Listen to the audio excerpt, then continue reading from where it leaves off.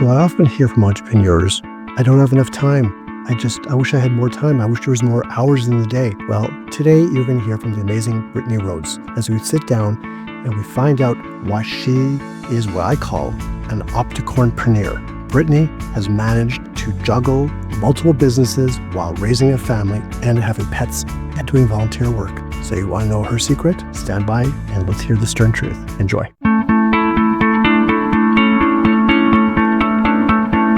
Hi, I'm Marshall Stern, and I've spent over 35 years leading and growing multiple small businesses. I know firsthand the struggles of entrepreneurship, feeling isolated, lonely, overwhelmed, and feeling like you have to do it all by yourself. I've been through multiple recessions, and I have felt the highs and the lows. I've been there, and I get it. This podcast is here to change that. Every week, I will bring you straight talking advice, real-world strategies, and honest conversations about what it takes to succeed in business without the fluff, the gimmicks, or the sugarcoating. If you're ready to stop spinning your wheels and start making real progress, then you are in the right place. This is the Stern Truth. Hey, Brittany, how are you? I'm good. How about you? I'm doing fantastic. Thanks for asking. Okay, Brittany Rhodes, tell me all about yourself. Tell our listeners all about the Octocornpreneur and what that really means. Are you wanting the stern truth today? I want the stern truth because you don't just have one business. You don't just have one business. You have a few things going on, correct? There's a lot going on. Plus with kids. So there's a lot on my plate. Okay. Let's start out with I have a cleaning company. I manage properties around the world. There's a trailer rental company, and I have 2 boys, age 5 and 9. And And? I saw Stella before we got on here. Oh, yeah, I have 2 dogs, and I'm highly allergic to them.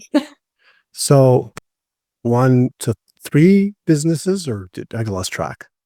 3 businesses, but I also do like a lot of volunteer work and assistance on the side too where I can. But Three businesses, volunteer, 2 kids, 2 dogs. Anything else? yeah. No, I think that's about it. Besides your regular household lifestyle that you have to keep up with. So before we get into how you manage all this, and I think people will understand what I mean when I refer to you as the Octopreneur, Okay. right? This was sort of a name that you and I came up with together, really. Yeah. Okay. But let's let our listeners understand that a You little bit. called me a unicorn and I said I was like an octopus. So There you go. What did you mean by the octopus? moms always have to stretch their arms out in every which way to get the job done. And I feel like that's what you do in business too, is you're always reaching out in different directions with growth and building something to make it sustainable. And an octopus with all its tentacles does that. It does. And a unicorn is something unique. Yeah. It's known to be fictional, right? But it's used in today's terms as something that is very rare and unique.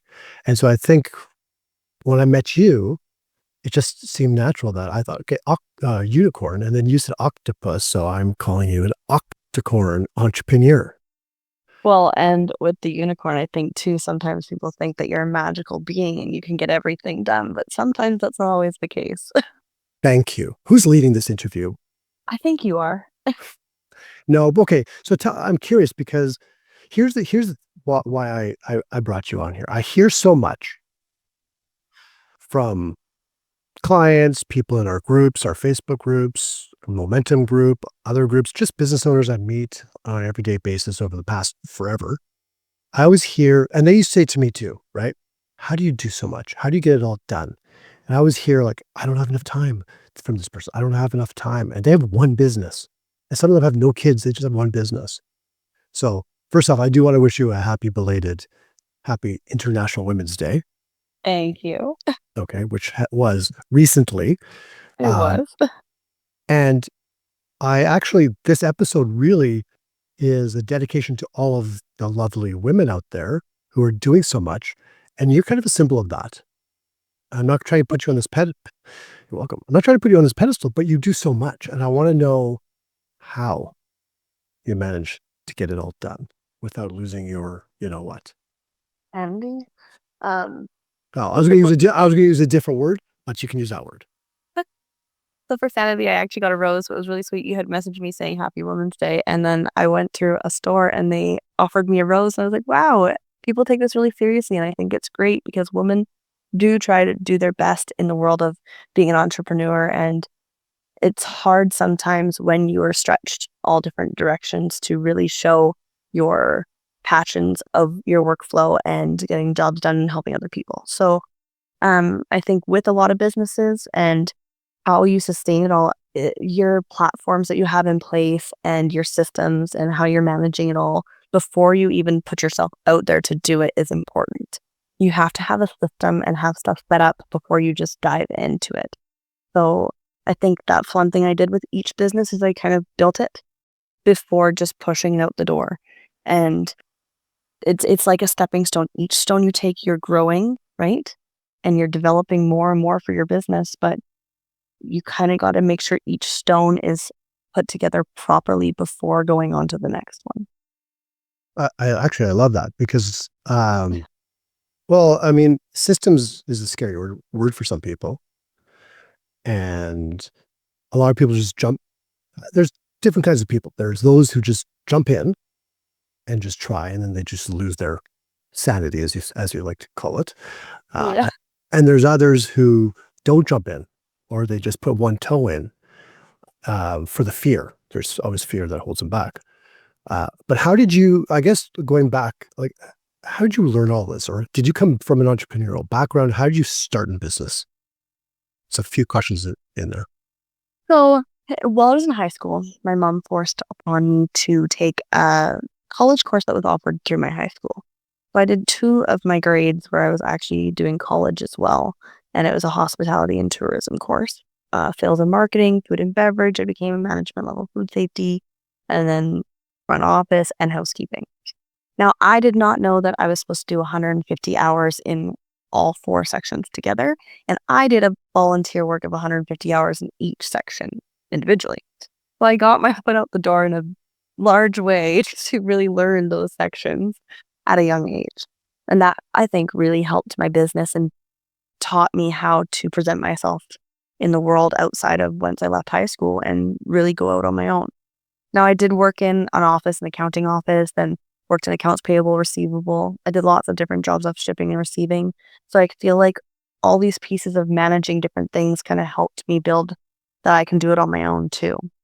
Um, and when it comes to stepping stones and people figuring out where to go with their business and not wanting to take the leap of faith or not take that next step, I feel like it's because they're waiting for someone to write on that stone what their next step would be instead of trying to figure it out on their own and assess, did I do everything properly? And sometimes that's where a life coach and having a mentor is really important because you can help them figure out their stepping stone pieces that maybe they didn't have the education from somewhere before to put together to do it on their own. Okay, fair enough. So, but how? So you're just a self learner, self Uh, motivated. yes and no. So education side I did have, but business side I learned that on my own by doing some other business work that could contribute into me learning to how to put this out there.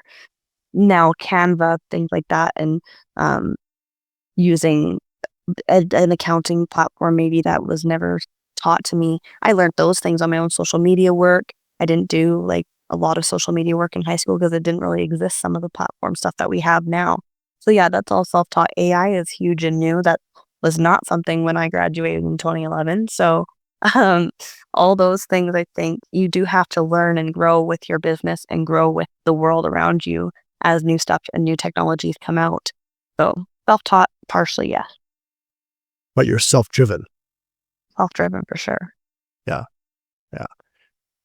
What do you think? Why do you think other people, and we can say whether it's moms or dads or people who don't even have kids, just business owners, what do you think? I guess this would be your stern truth of why you think they never really achieve what they want to achieve.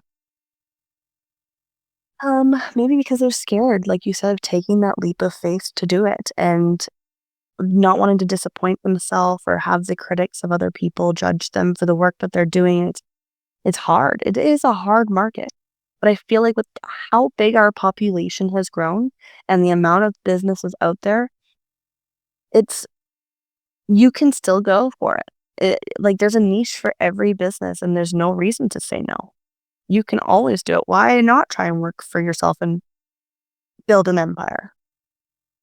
That's actually very wise words. Oh, thank you. Very wise words. So what about things? I'm going to assume things are not all roses every single day of your life. No. Sometimes they are No. weeds. Yesterday there was a roof leaking in one of the properties that I handle. I've had cleaners sick and I've had to jump in and go clean some houses when I've also got stuff on my plate and I had to drop what I was doing to get that done first before doing something else. So, this being a business owner, you have to be the owner and you have to put yourself out there to do the work. You're not just riding the back and letting other people work for you either. You have to put yourself out there always. Now, I'm a huge advocate for if I can go work every single day this week, but I have someone that really wants the work because she needs the income and I want to make sure that she's happy. So I give her the work before giving myself the work. So I believe that it's also a partnership with employees and owners. You have to treat the employees fairly. And it's important to be a good boss if you're going to have employees working under you because you want their respect and you want your clients' respect for the work that you deliver. So, roses, no. Like this house leak was a kind of a nightmare, but it was handled well. The guests and I worked together and they put a towel out there and maintenance was coming at their departure and it wasn't detrimental to their stay. I feel like everything, there's a solution to everything and you have to just find the right way of navigating to get to the end result that you're looking for, which works good for both parties. Okay, so I hear what you're saying, and it's like I do. No more problems? No, I do, but no, I hear what you're saying, and I agree. I love the saying, like Marie Forleo's saying, everything's figure outable.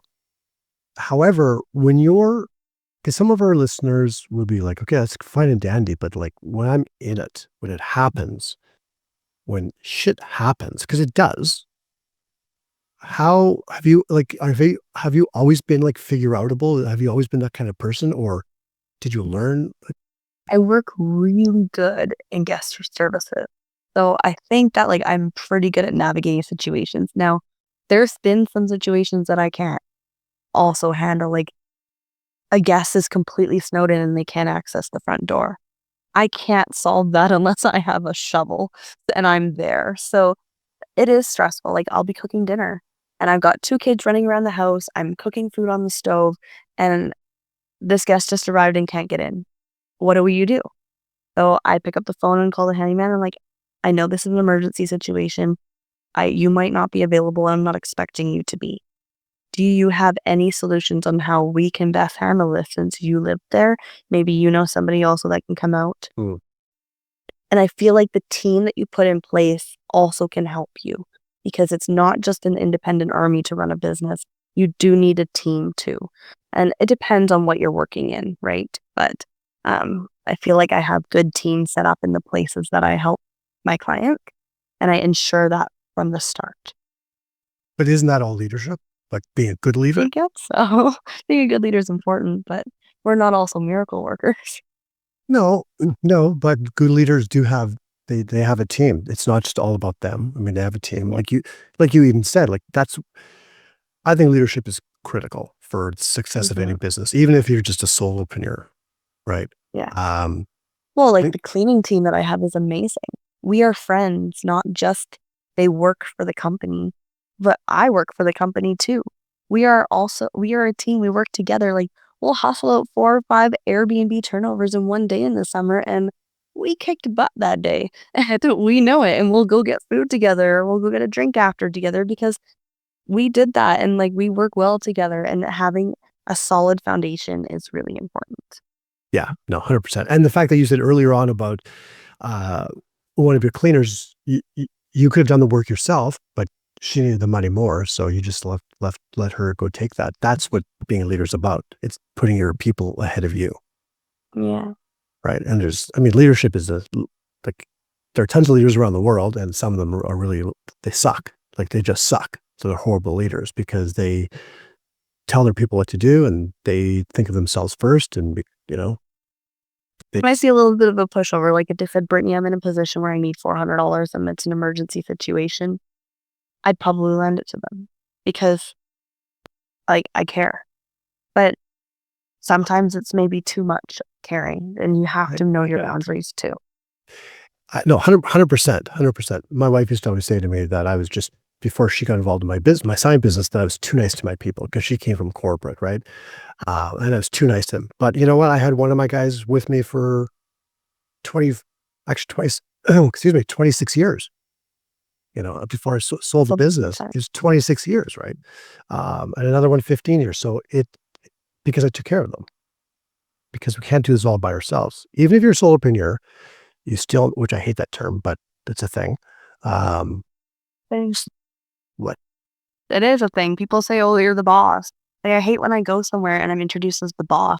I thought we were friends first. Like, I'm not just your boss. Like, I work with you. So I get it. It's teamwork. It's teamwork. But I can tell you that with as much on my plate that I have, I'm still looking for growth. I feel like I'm still not doing the most that I can do.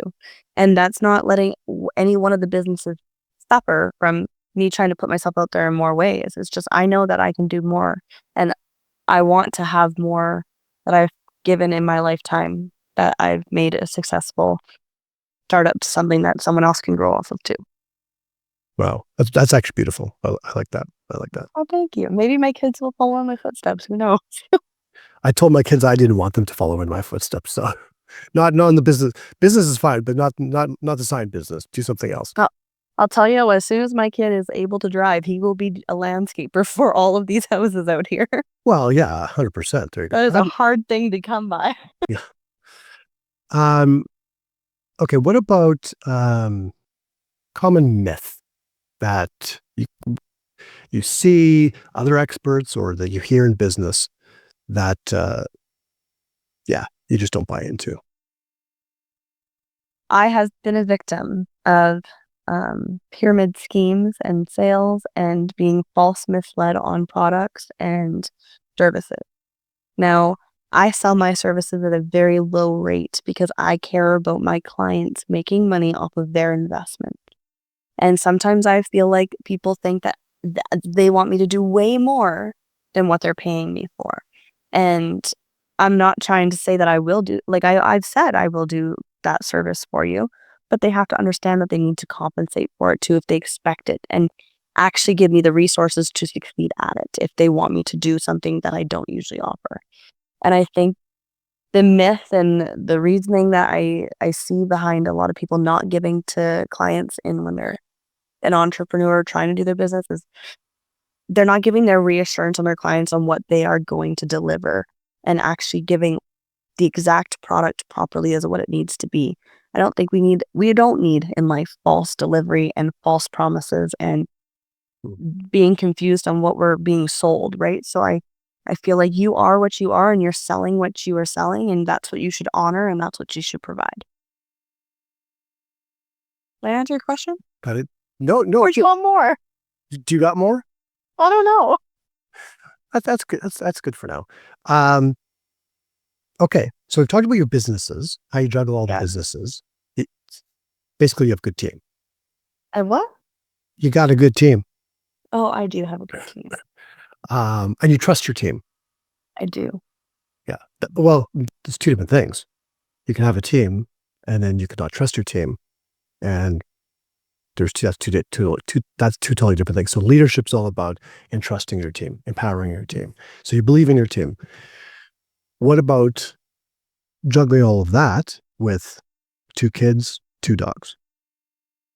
Well, I'll tell you, I spent $1,400 on a robot vacuum that mops and vacuums my house so that when I'm out working, my Molly maid is here doing the floors for me, so it's one less duty because you can't do it all. You are not. No one is the super mom. But I feel like having a structure on how you do your businesses and how you implement it into your life is really important because if you can't sustain it, you shouldn't be doing it. Because there's no reason why your kids or your family, your household needs to suffer because you're trying to sell yourself in a way that you can't keep up to both. So, If you can't sustain it, you shouldn't be doing it. or you should find a way to sustain it. Okay. Yeah. So then that way you can implement it in the best way possible. Right away. Yeah. Perfect. That's good. That's good. There's lots I'm of gonna have like my own quotation message. you're gonna start seeing me posting that. No, but seriously, these are like a lot of good. My father used to say, whenever you go see like a speaker or read a book, or he passed away long before the internet and all that kind of stuff. So there's no YouTube. But whenever you learn something, if you go see someone or read something, whatever, one golden nugget, one takeaway, and then it's worth it. And that's really my goal here with these podcasts, especially when I'm interviewing other entrepreneurs, is just at least one golden nugget or takeaway. And I think people are going to get a few from you.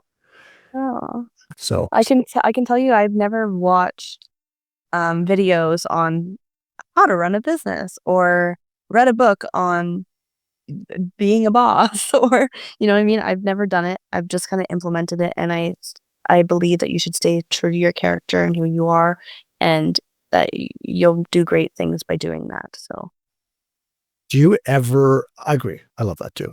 Do you ever suffer from what they call imposter syndrome? Do you ever what the hell am I doing? Do you ever, I, yeah, I'm going to guess I have an answer for that, but I wanted you to answer it that's first. okay. Can I know your answer first? Oh, I know what you think. On the surface, I would say no. I would say no. But that's probably false. At some point, I'm sure there must have been something along the way. Oh, okay. So what do you mean by imposter? Like I think that I'm doing wrong by what I'm Mm, delivering? Not wrong, even just limiting beliefs. But the imposter syndrome would be like one of your businesses. Like people always, who am I to be running this business? There's this business out here, they're doing so much better, or look at that website, they're doing so much better, or on it's smoke and mirrors most of the time. In social media, it looks like these people have got to figure it out. And here I am, who am I? That kind of thing. Or maybe not now, maybe early on. I'm just curious. Oh, I've seen people post like different cleaning stuff and I'm like, "Oh, I like how they delivered that." And Yeah. that's something that I could totally implement. Or That's different. That's but I'm not different. okay. But that's different. That's different. That's taking the positive and saying, oh, I could implement that, as opposed to looking and saying, why am I not doing that? What's wrong with me? Uh, Why maybe I shouldn't even be in yeah. this business. I think what I deliver and what I promise and what I show people what I can provide, I think I'm true to that and I'm I'm good with where I'm at on that. Um, I do think though that I could do more. So for Okay. instance, cleaning, I posted as of January 2025 and then launching carpet cleaning and upholstery cleaning services. So that was a growth. That was something where I could offer more. And no one's hired it yet. We've sent out some quotes, but I do not buying that upholstery cleaner or carpet cleaner for my own house. I'll tell you that much. So, um, but I do feel like I could push it more. I could do more advertising. I could, but it's also, we just got like 7 inches of snow last night.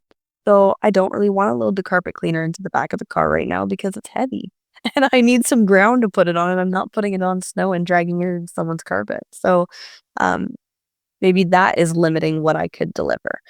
So, but I'm not. I think I'm good with where I'm at and what I can deliver, but I do see when other people make posts that maybe I could deliver more in a different way, but I'm also not mad about how I am already doing it. So that's, what that I think is a really good takeaway for people who are watching or listening to this. Those who do actually, well, there's many. Trust me, Brittany, you got many. Because a lot of people do suffer from that, and they will say, "Oh, they're doing this in their business. Why am I not? What is wrong with me? Why can't I find good people? There's Mhm. no, and then they go down that black, that rabbit hole, the black hole, the rabbit hole. There's no good people out there. People, not customers too. I can't find customers. I can't find employees. Employees won't stay. This company looks like, look, Brittany's company looks like look, they're going to be listening to this and looking at you. Okay, let's step back for a second. I have to talk to the people listening right now. If you're feeling, this sounds like a commercial. If you're feeling like an imposter, just stop, because everyone's different. And here with Brittany, and you have worked hard at it. You figured it out. I think you figured it out, and you've built a strong team. And that, for those of you listening, she was like, sort of, but you have a lot going on, and you've built the systems and the processes and the people in place to allow you to do all this stuff. But if some of you are out there watching, I guess my little message here is, you're watching or listening to this and thinking, she's got all the stuff and figured it out. Why can't I? What's wrong with me? I just have one business and I can't even figure it out. What would you say to that? Besides, stop thinking that way. I'm putting you on the spot now, Brittany. I've always just given out my information and said, I'm here to talk if you ever need it, and I will help you with your stepping stones to the right direction. And I've just been kind of a voice. Sometimes people just need someone to talk to that can hear where their mind is at and help piece it all together to proceed forward. And I've had a lot of people that are looking at like Airbnb co-hosting jobs, and I get probably about 40 resumes a week, no joke, emails, Facebook messages, and all wanting to work with me for free just so I can mentor them into this business. And it is a lot. But I'm happy to guide people through the steps on how to achieve and deliver the message that they want to deliver and grow their business the way they want to grow it. But I feel like sometimes it's hard to do on your own, and sometimes you need someone to speak with. So I'm always here if anyone ever needs a chat, needs help. Oh no, that's awesome. And we'll put your information in the show notes. I'm getting good at this podcast thing. See, I got the show notes. I got all the lingo down pat. But yeah, no. So again, but if people are listening and watching this, everyone, I always say, and they're feeling, I'm not there. I would say to them, that's okay. Yeah. Everyone goes at a different pace. The question to ask yourself is, what is your next step? And are you missing? What is missing? And it's usually someone. It's usually a mentor, coach, mentor, or other business owners, accountability groups, or whatnot. That's why we started Momentum. But what's holding you back? Sometimes it's that belief in yourself. That it could be, this is not a therapy session for people, but it could be the past trauma, your childhood, your upbringing, what your parents or whatever, that they expect you to be a doctor, and here you are doing this business thing or whatever. Surround yourself with people who support you, right? Yes. And lift you up and not bring you down. And I can tell you, I don't even know if my family's actually ever looked at one of my 3 websites that I've built. So, but they support me in a way that they're happy with my success and they're like proud of me. But okay, so Brittany, that's why I want people. Okay. Before we go here, a couple more questions, but I want people to. I want people to know, the listeners to know, that you are not normal. No, not. And I mean that in a good way. That's why I called you the unicorn, and then we came up with the octocorn. Because most people, and it's normal, and I highly encourage people to surround themselves with a strong inner circle of people who can help not just guide them, but just keep them accountable, mentor or guide. Maybe at times you need that, and just listening and cheerleading, not blindly, right? I was a cheerleader for 14 years. That's why I kind of threw that in there. But if you have like a bad business idea, you don't need someone on your side saying, yeah, go Brittany, go do it. And it's like, yeah, no. Like in Arizona, go get umbrellas, start up an umbrella shop or a raincoat shop in Phoenix, right? That's a horrible idea. Umbrellas might not be so bad because the sun, people do use it for the sun, but you're not putting a raincoat on, right? It better be clear umbrella then so you can at least still see the sun. Trust me, quick story. I wore a raincoat in Palm Beach, Florida, like 35 years ago, because I was sunburnt from head to toe. Yeah. And I had to go to a baseball game, and the only clothing they had, like, to cover me fully was it was the old, like, yellow rubbery ponchos, and I was sweating so much, but I was like basically a lobster. So I had to cover myself up. So other than that, raincoats don't really cut it in Arizona. Florida, a bit different. It does rain, but not Arizona. Aren't you glad we had this? Aren't you glad we had this conversation about raincoats? Yes. I'm never going to wear a raincoat and neat. Okay. If you were sitting down with an entrepreneur, budding entrepreneur, or someone who might be like just not sure next step, confused, or whatever, what would be the advice? What advice would you say could help them that maybe helped you, or something you could take from your journey that you could pass on to someone else? Surrounding yourself with good people is important, and building your team is important, and ensuring that you are providing the best service to your clients so it doesn't come back on you in a negative way is really important. I think being positive, having good delivery, and having a good foundation, there's no way that you can't succeed. I think that's great. That's awesome. I came up with that on the spot. No, I think it's brilliant. Like, I feel like I took notes, and I have not gotten any of the questions that you were going to ask me today. I'm just gonna look at my notes, my questions, if I want to ask you one of them. And Do you want me? another question that I have no idea what's coming. No. From what I said, I might go. I told you I'm not going to cover all those questions. I actually feel like we answered some of them, to be honest, in the We questions did. that you did ask. Well, here it is. Open forum for a minute. What is one question you would like me to ask you? Oh, I have no idea. I just feel like we really delivered some truths today. Stern truths. Truths? Yes. Okay. On that note, thank you everyone for listening. And I will put your contact information in the show notes, and you can definitely get in touch with the amazing Brittany if you would like to. And where are you located again? What area you're Kamloops? I live in 100 Mile House.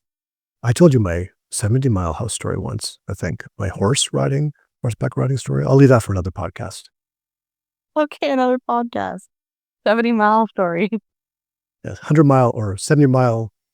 I don't remember what it's called. It was the riding ranch. I'll tell that story one day because that's actually a good business story. Business and That life means lesson. you're going to want me back on another podcast. I might have to. Oh, okay. Yeah. All right. Thank you everyone for listening, and we will see you next week, or you'll see me and hear from me next week. But don't forget, subscribe, review, tell all your friends and your parents. Thank you so much for tuning in to The Stern Truth. If you found today's episode helpful, we would love to hear from you. Please like, share, and leave us a review. Also, if you'd like to be a guest in an upcoming episode or join us in one of our Momentum Accountability Group sessions, simply email me to marshall@marshallstern.net. That's marshallstern.net. And don't forget to hit the subscribe button so you never miss an episode. Until next time, keep pushing forward and leading with confidence.